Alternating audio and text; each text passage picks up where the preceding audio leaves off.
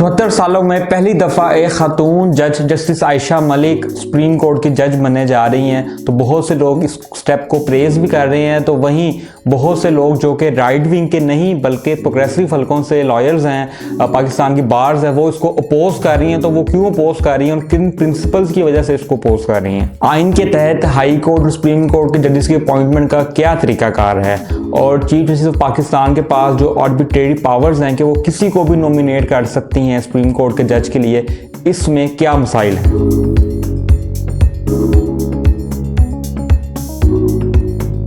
अस्सलाम वालेकुम, दी weekly show में आप सबको खुश आमदीद। नाज़रीन, 74 सालों में पहली दफ़ा पाकिस्तान की तारीख में एक खातून जज सुप्रीम कोर्ट की जज बनने जा रही हैं। जुडिशल कमीशन ऑफ पाकिस्तान ने जस्टिस आयशा मलिक जो कि लाहौर हाई कोर्ट की 4th सीनियर जज थी, उनको सुप्रीम कोर्ट के एलिवेशन के लिए अप्रूव कर लिया है।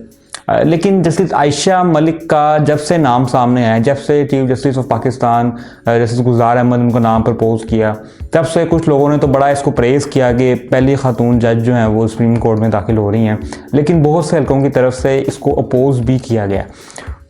एक छोटी तादाद तो ऐसी है जो कि जेंडर की वजह से उनको अपोज कर रही हैं, तो उनको तो मैं कोई किसी की समझ आवाज़ नहीं देना चाहूँगा कि ये एक ऐसी ज़हनी बीमारी है पितरशाही जो कि पाकिस्तान में जो है वो बुरी तरीके से हर जगह फैल चुकी हुई है। पढ़े लिखे तबके में भी अनफॉर्चुनेटली ये पाई जाती है। लेकिन बहुत बड़ा तबका ऐसा भी है जो कि एक प्रोग्रेसिव सोच रखते हैं, तरक्की पसंद सोच रखते हैं, वो भी इसको अपोज कर रहे हैं ऑन प्रिंसिपल। वो सीनियोरिटी के प्रिंसिपल को फॉलो करते हुए इसको अपोज कर रहे हैं और उसके अलावा उनकी क्या लॉजिक है वो जानेंगे। और जो इसको प्रेज़ कर रहे हैं वो क्यों प्रेज़ कर रहे हैं, उनकी क्या ओपिनियन है, इस पे आज बात करें। क्योंकि ये मसला सिर्फ जेंडर का नहीं है, ये एक बहुत बड़ा अहम मसला है कि सुप्रीम कोर्ट की जो जजेस और हाई कोर्ट के जजेस की जो तैनाती है उसमें क्या लूप होल्स हैं, क्या मसाइल हैं जिसकी वजह से दो ओपिनियन सामने आ रही हैं जैसे आयशा की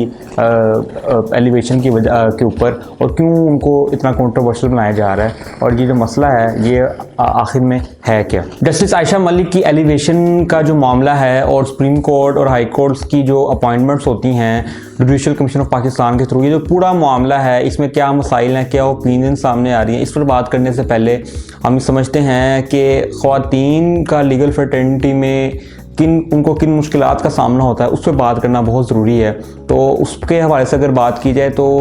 मैं आपको बताता चलूँ कि पाकिस्तान इस रीजन का वाहिद ऐसा मुल्क है जिसने आज तक अभी तक जो है वो एक भी खातून जज को सुप्रीम कोर्ट के अंदर जो है वो नहीं देखा। और इवन अफ़गानिस्तान जो है वहाँ पे भी पास्ट में फ़ीमेल जजेस सुप्रीम कोर्ट का हिस्सा रह चुकी हैं। तो पाकिस्तान अब जाके जो है वो पहला ऐसा मुल्क बना है इस रीजन के अंदर जो कि अपनी सुप्रीम कोर्ट में पहली खातून जज देखेगा।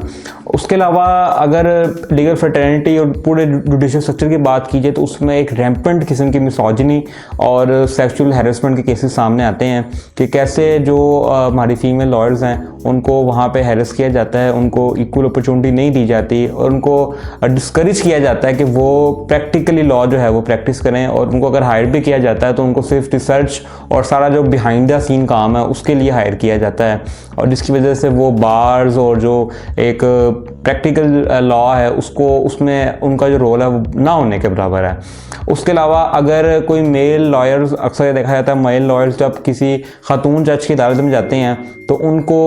इक्वली रिस्पेक्ट नहीं दी जाती, उनको मिस मैडम का कहकर पुकारा जाता है, हालांकि उनके जो मेल काउंटर पार्ट्स हैं उनको लॉर्डशिप माय लॉर्ड कहा जाता है। तो उनको जो रिस्पेक्ट वो डिज़र्व करती हैं उनको वो भी जो है वो नहीं दी जाती हमारे लीगल फ्रेटर्निटी और पूरे जुडिशियल जो स्ट्रक्चर है उसके अंदर। लास्ट ईयर जब जस्टिस आयशा मलिक का नाम प्रपोज किया गया चीफ जस्टिस ऑफ पाकिस्तान की तरफ से सुप्रीम कोर्ट में एज जज के लिए, तो उस वक्त जो सुप्रीम कोर्ट बार एसोसिएशन के सदर थे अब्दुल लतीफ़ अफरीदी, जो कि ख़ुद एक प्रोग्रेसिव शख्स हैं और तरक्की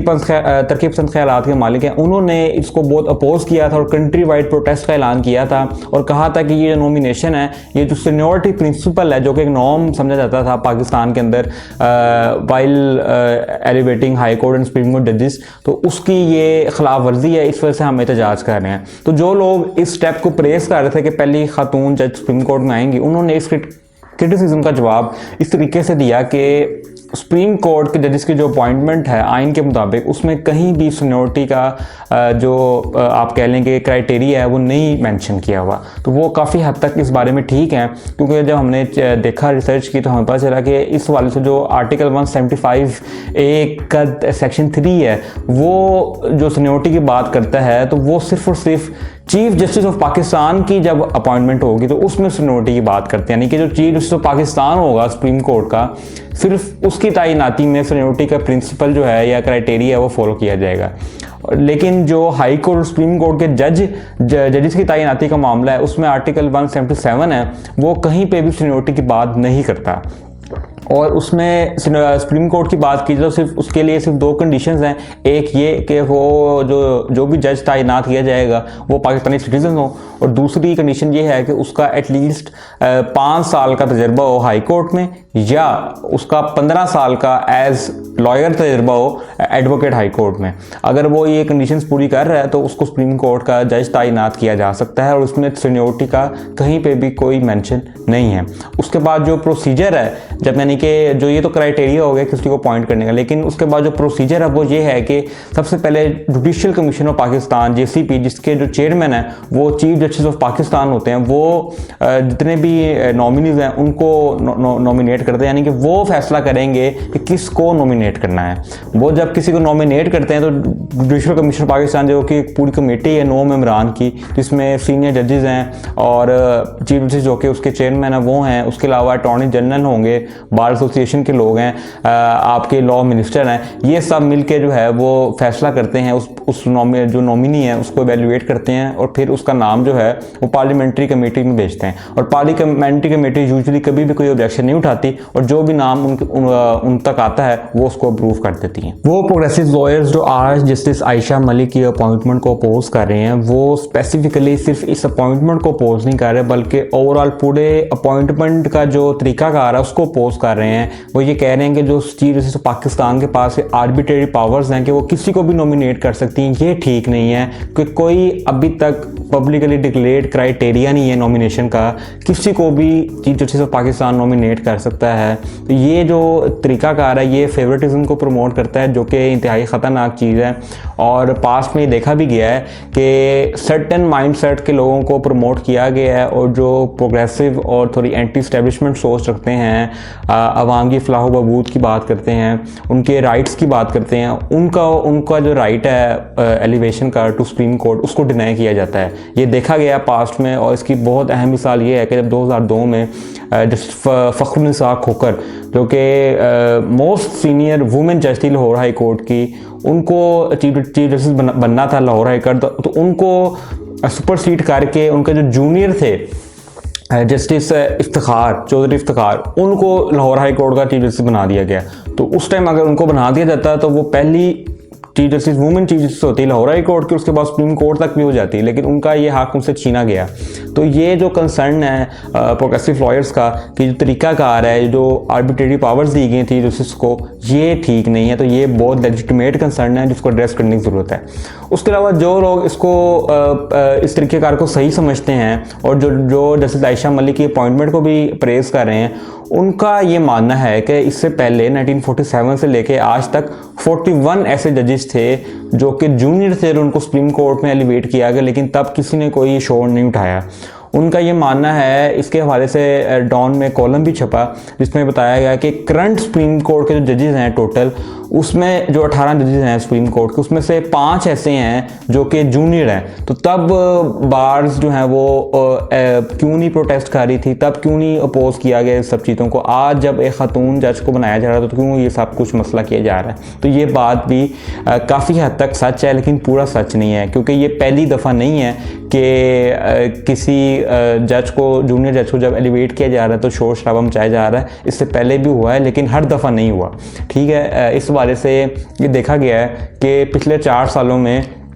4 जूनियर जजेस को जो है जब एलिवेट किया गया सुप्रीम कोर्ट में, तो बार्स ने उसको अपोज नहीं किया। और लेकिन ये बात वही कि कभी शोर मचता है और कभी नहीं मचता, लेकिन ये कहना कि इससे पहले कभी नहीं हुआ तो ये सच नहीं है। इससे पहले भी होता आया है और पिछले कुछ सालों से काफ़ी ज़्यादा हो रहा है। देखा ये गया है कि पिछले कुछ सालों से बार्स और जो काउंसिल हैं,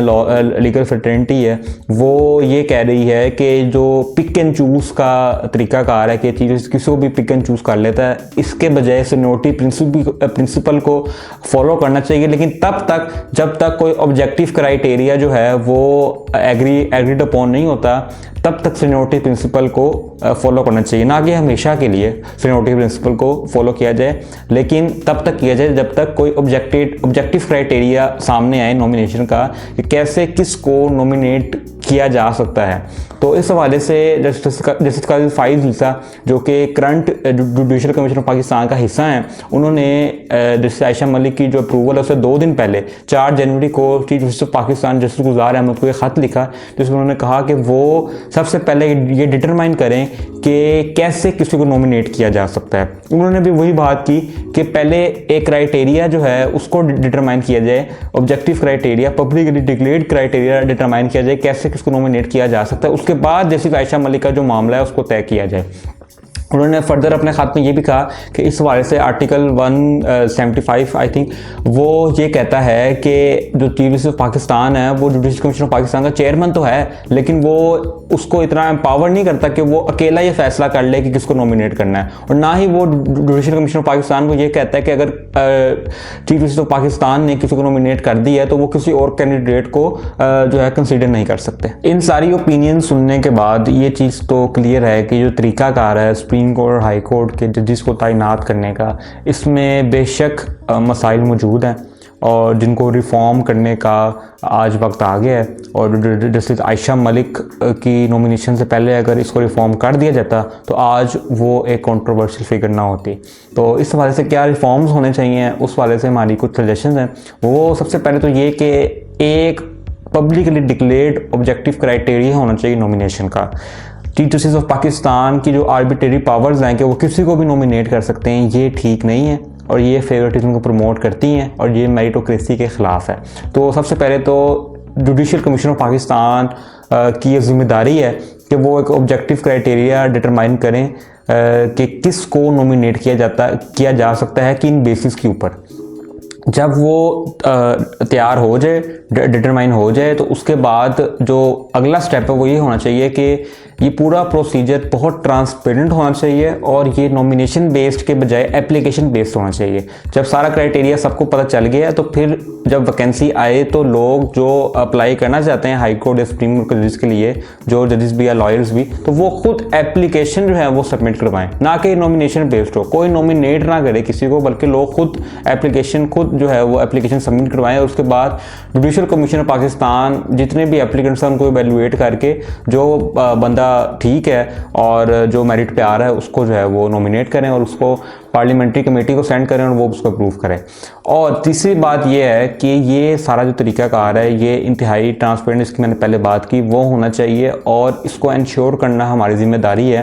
कि जुडिशल कमीशन ऑफ पाकिस्तान की जो कमेटी है उसमें ज़्यादा से ज़्यादा ख़वातीन हो। अगर बराबर नहीं हो सकती तो कम से कम 9 में से 3 तो लाजमी तौर पे ख़वातीन होनी चाहिए। जो current judicial commission of Pakistan है उसमें एक भी खातून नहीं है। तो ये जो ख़वातीन की जो उनकी रिप्रेजेंटेशन है उसको इंश्योर किया जाए। और चौथी बात ये है कि उस पूरे क्राइटेरिया में ये इंश्योर किया जाए कि ज़्यादा से ज़्यादा ख़वातीन को हाई कोर्ट सुप्रीम कोर्ट के जजेस तैनात किया जाए थ्रू ड्यू प्रोसेस, ना कि टोकनिज्म के तौर पे उनको किया जाए। एक ड्यू प्रोसेस के